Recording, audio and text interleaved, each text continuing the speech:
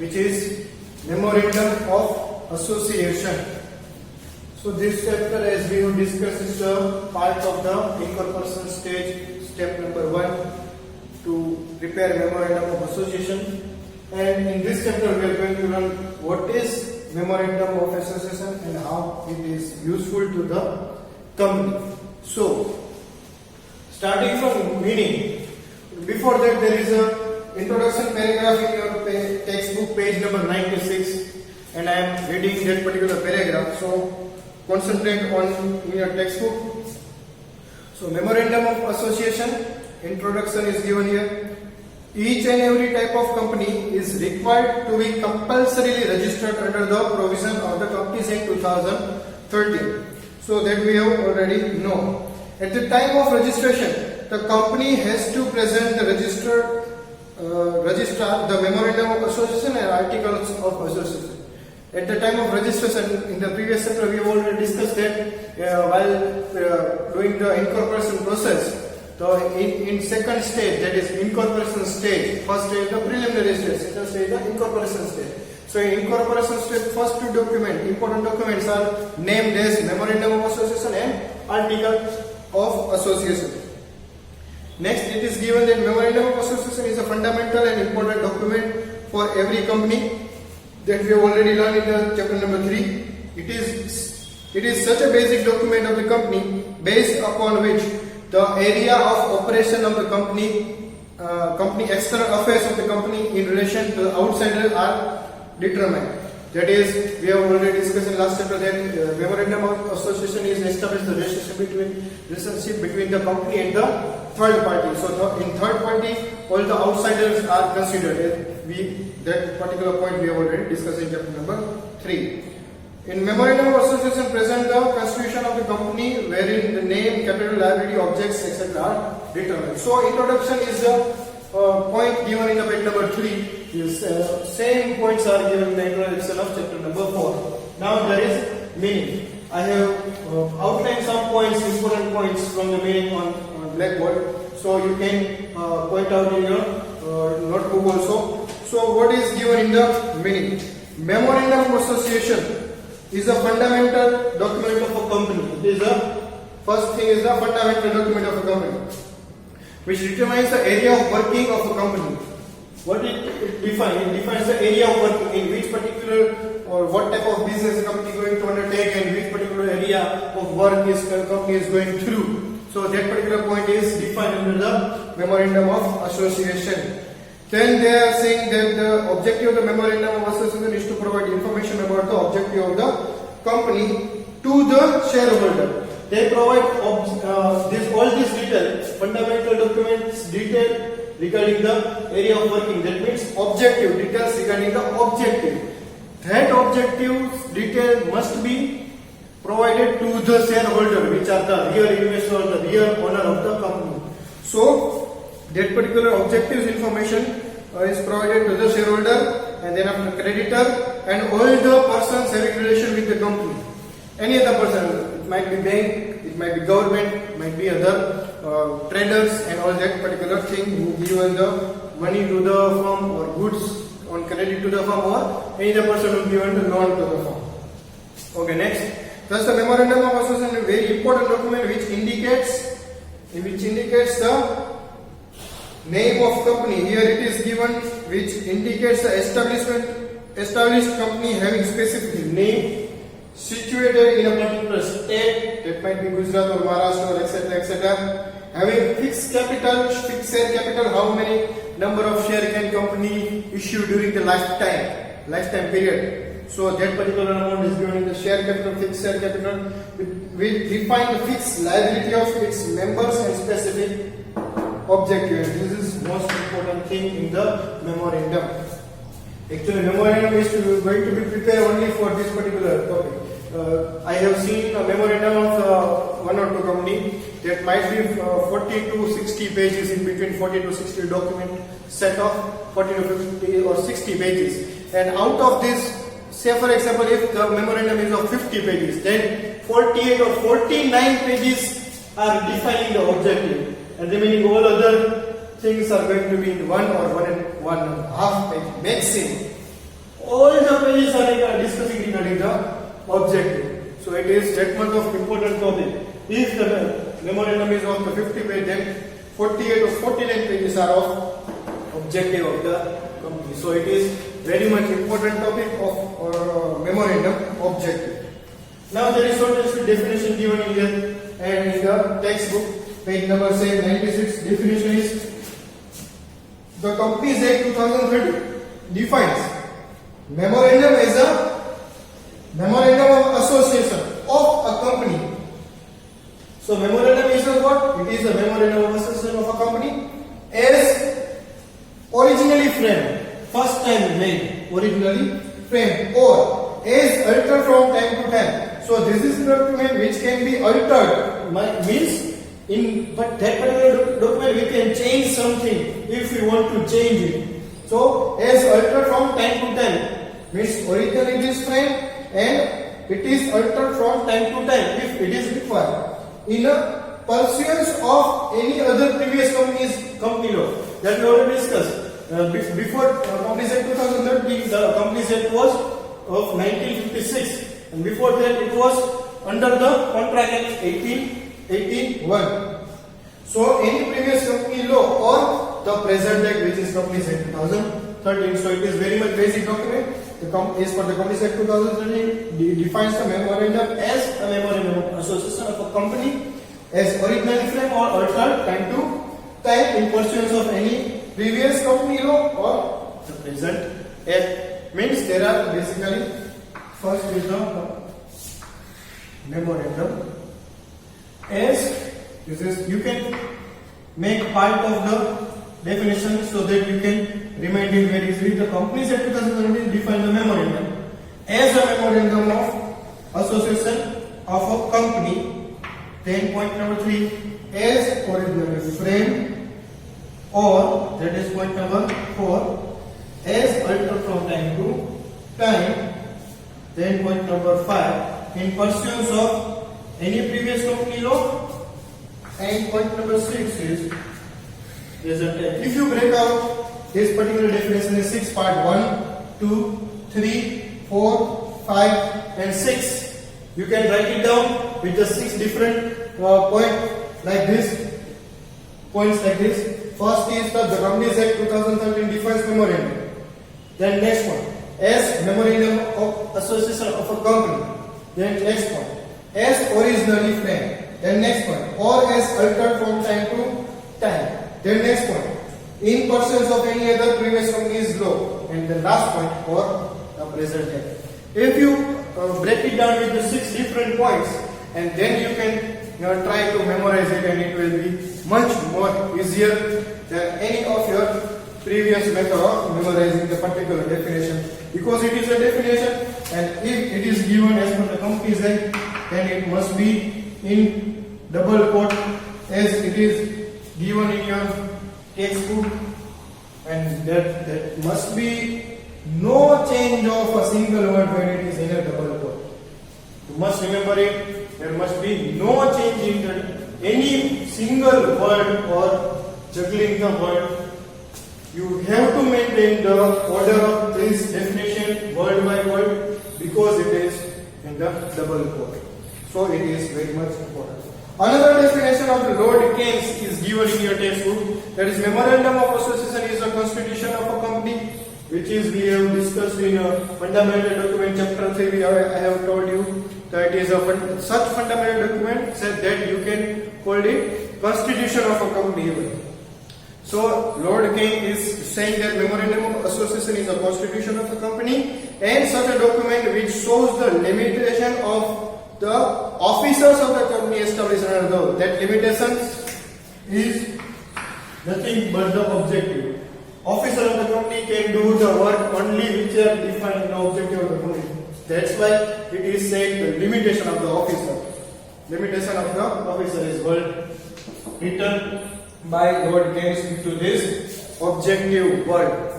So officer of the company cannot do any work out of the objective criteria. So it is said that limitation of the officers of the established under the company law. So that is the part of definition. And one more topic, here to Understand characteristics of memorandum. 6 characteristics are the basic fundamental document which we are discussing since chapter 3. Defines objectives that we are discussing. Meaning of the memorandum. Useful for all parties. Unknown person also. All parties that we are discussing from chapter number 3. Since chapter number 3 we are discussing here. Useful for all parties. Each and every person can use the memorandum. And fourth point, provide information about the existence of company. If there is a memorandum, that we can find the existence of the company and its registered office, means address, head office. I said registered office is the terminology, synonym terminology for the head office for our practical knowledge. But you have to write registered office. You cannot write here the head office. You have to write registered office. Fifth point, very difficult to make changes. Here we have, in the definition we have told that the company as originally from or as altered from time to time. That means we can change the document, but the characteristics we have discussing the very difficult to make changes. Means the document can alter time to time, but the changes might be very difficult. Legal procedure is very high, and we are discussing this topic, making changes in the memorandum in this particular chapter only, and there is a very much important topics in that particular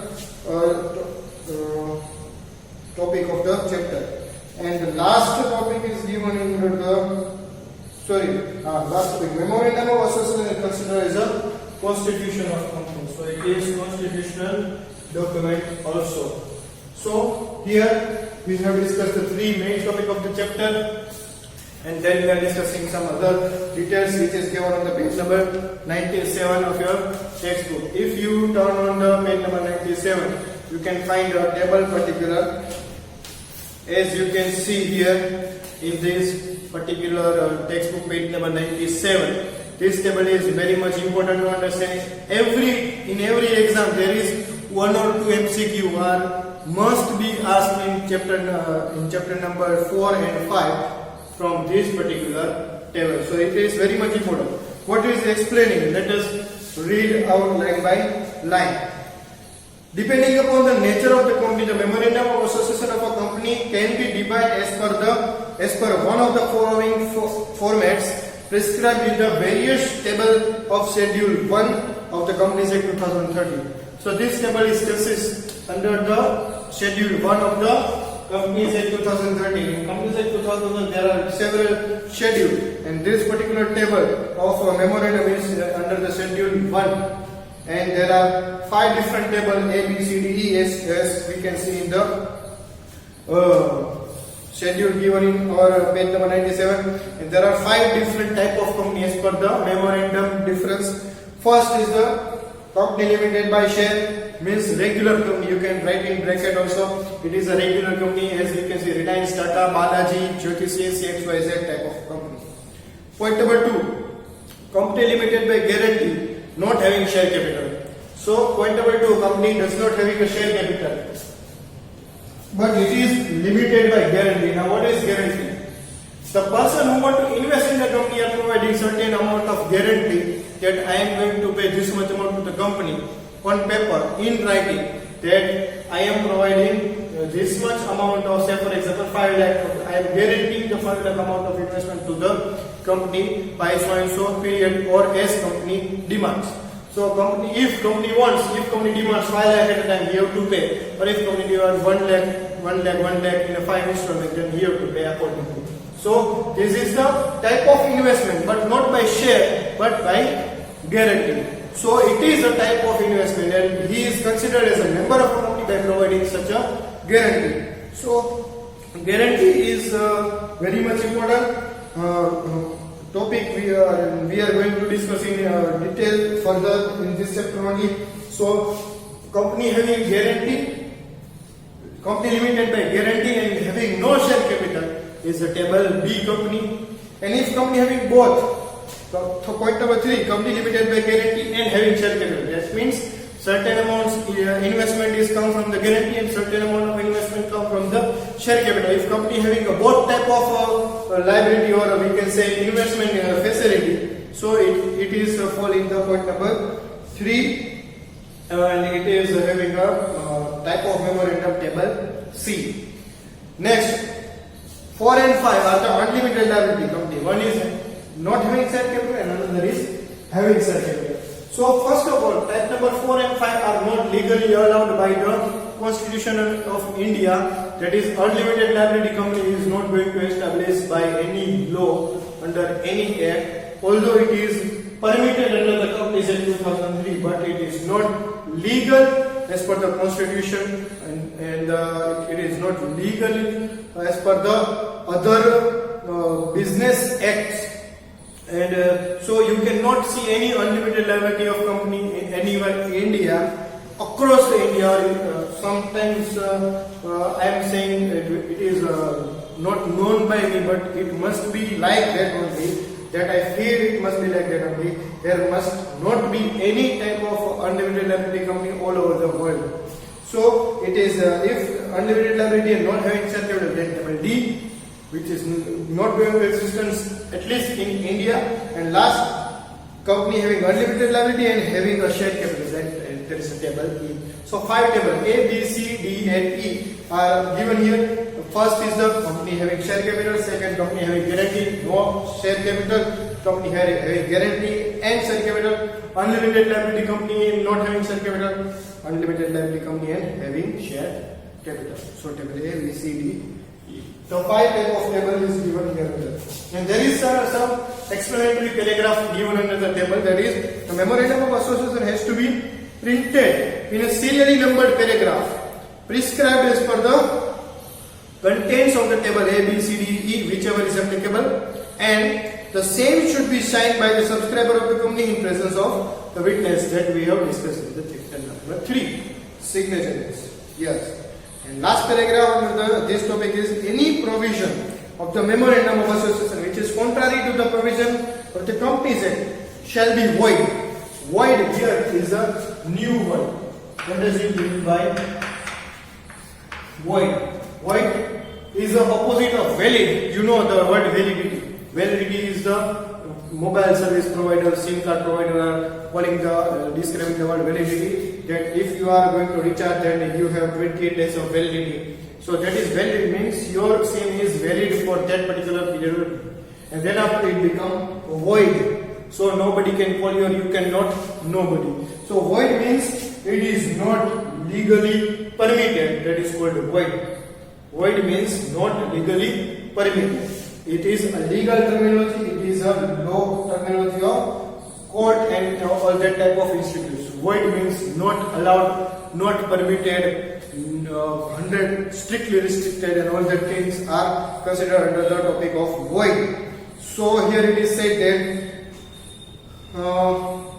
any provision of the memorandum of association, means if you are preparing the memorandum and you are putting certain paragraphs and provisions which are contrary to the Companies Act, that is not permitted as per the Companies Act, but you are writing that particular line in the memorandum, then that is void, means they are not valid. So Company Act is more important than your memorandum. So next is, similarly, any agreement executed or resolution passed by the company in general meeting of board of directors which is contrary to the provision of the Companies Act 2013 are void. So any board of directors or company are putting the points in the particular contract done by the other companies or other parties, and that particular points are not as per the Companies Act, and that particular contract is also called a void contract. So if you are you want to know this particular topic in detail, then it must be first topic you have to read it personally 2-3 times from your textbook. Then you have to revise line by line this video 1 or 2 or 3 times, as many times as you want. Then after you can read it out loud within your textbook, and then you are able to understand this particular topic. So last paragraph is a bit difficult, but it is not important as per the exam point of view. So it is only informative point of view in the last 2 lines in the last exam on page number 97. So these are the topics of today's lecture. In next topic, we are going to learn importance of memorandum processing. There are 4 points given in your textbook, and which are very easy points. And then after we move to the clauses. So thank you for today.